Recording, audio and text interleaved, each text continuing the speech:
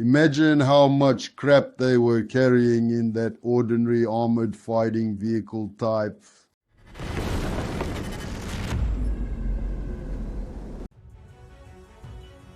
Ukraine and Russia may see a greater incentive to prolong war instead of settling for an unfavorable peace deal.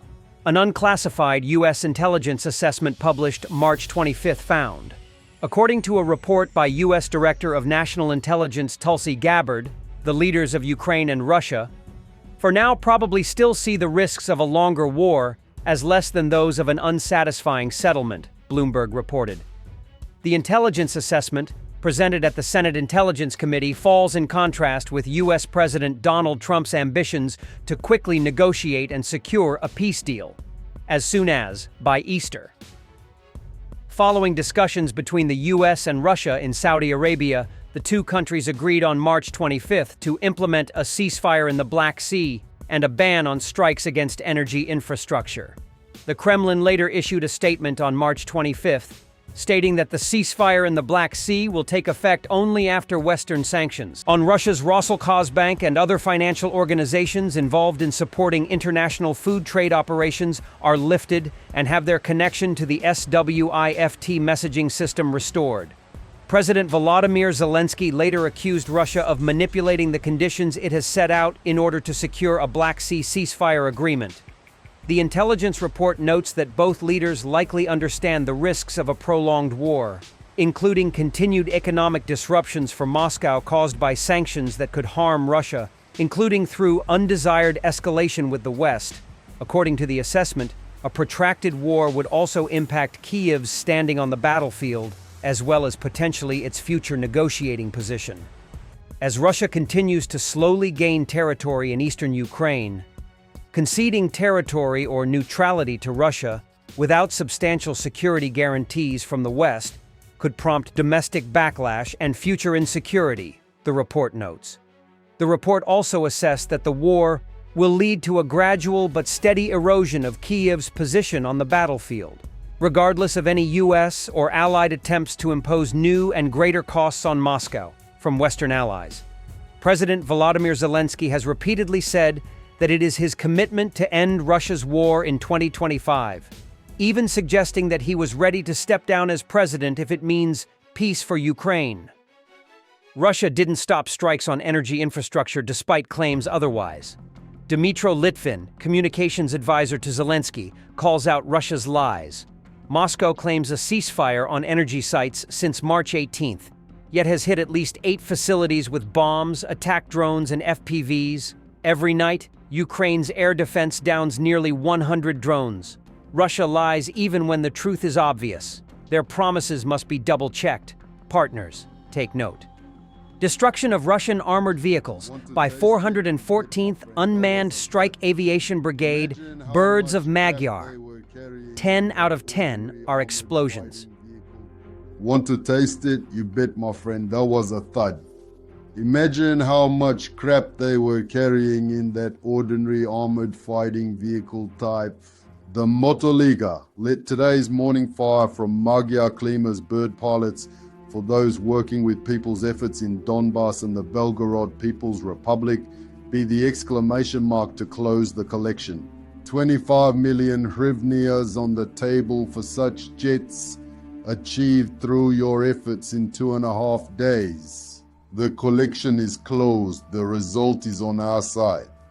Emotions from the pilots feel like the first time every time. Phew, good, come on, wow, damn.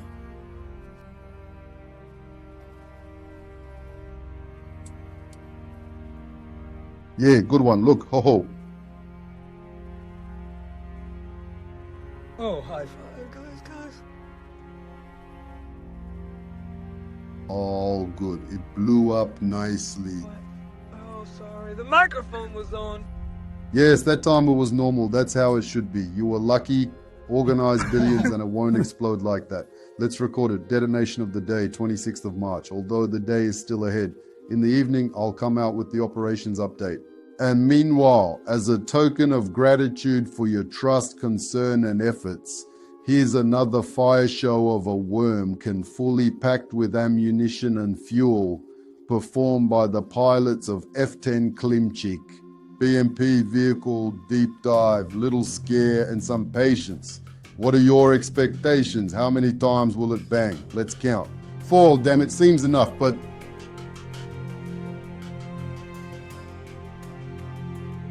Chaka chaka, read detonation.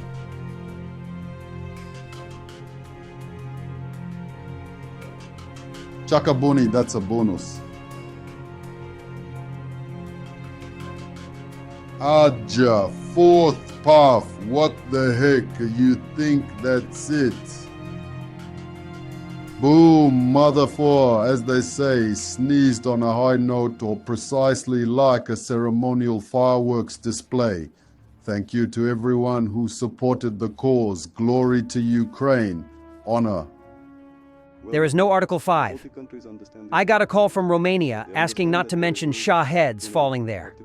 They said, "Why did you turn on the electronic warfare? Now drones are headed our way."